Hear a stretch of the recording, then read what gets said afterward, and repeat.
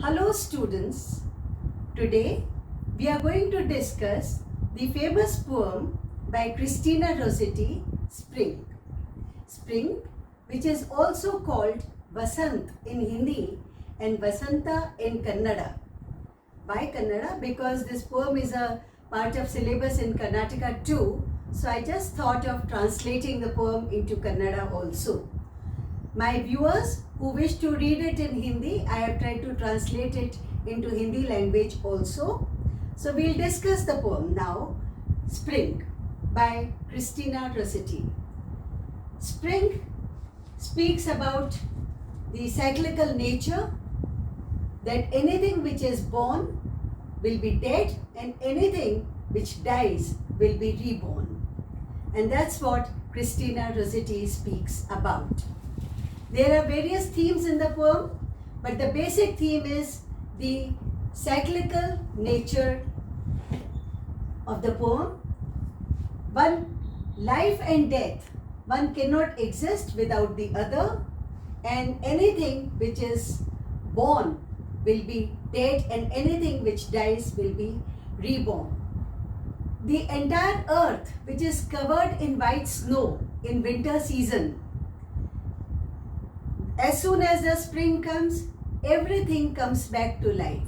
Entire nature, grass, shoots, plants, flowers, as if the earth is living again. The life has returned to the earth, and soon it will be dead. And that's what the poetess is worried about.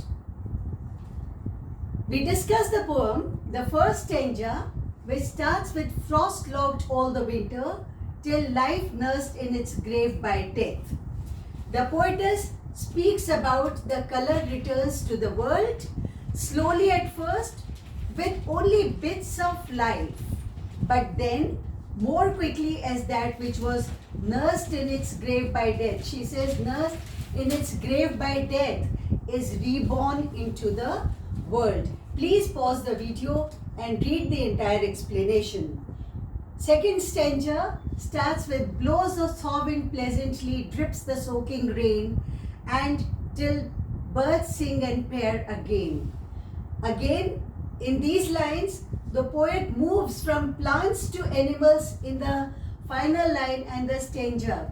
Plants, young grass, she speaks about young leaves, seeds, roots, stones of fruits, and then comes to animal life, that is birds sing and pair again. What the poetess wishes to hint is that the life comes back to earth when the spring comes. In the third stanza, the poetess speaks about the migratory nature of the birds. In the winter season, the birds migrate to warmer places, and as soon as the spring comes, they return to their native place. And who guides their wings? She says very clearly, God guides their wing. Who tells the birds where to go and how to come back? God guides their wings, and this is a part of the cyclical nature of the season and all seasons. It is emphasized through her use of repetition throughout the poem as well. We come to the final stanza of the poem, that is, there is no time like spring that passes by, till hastening to die. Again, she speaks about the same cycle. New things are newly born, but soon they'll be dead, and the entire cycle will begin again. Life is born and hatched on strong on the wind, she says. And then we see the summary of the poem. Summary is given in points. Please read. The beauty of spring comes from its temporal nature. Sooner rather than later, everything born is going to die. This is the basic theme of the poem. We speak about the structure. Structure is that it's a 4-stanza poem that is separated into sets of 9 lines. Literary devices are also used in the poem. Literary devices like repetition, alliteration, and imagery. Few words like seeds and roots and stones of fruits are often repeated in the entire poem, and two words like life and death are also repeated in the entire poem.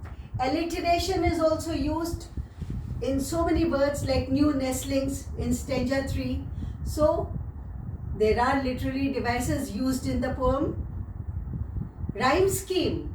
Rhyme scheme, you know how to see the rhyme scheme. The last word of each line, winter, does not rhyme with fruits. So A and then B. Ascent does not rhyme with both these. So it becomes C. But fruits rhymes with shoots. So it's B. So in the first 4 lines, the rhyme scheme is A, B, C, B. Similarly, see the last word of each line and determine the rhyme scheme of the poem, which is often asked in the questions of literature. So you must know how to see the rhyme scheme of the poem. This is the translation in Kannada language of the spring poem. Please pause the video and read this translation into Kannada language.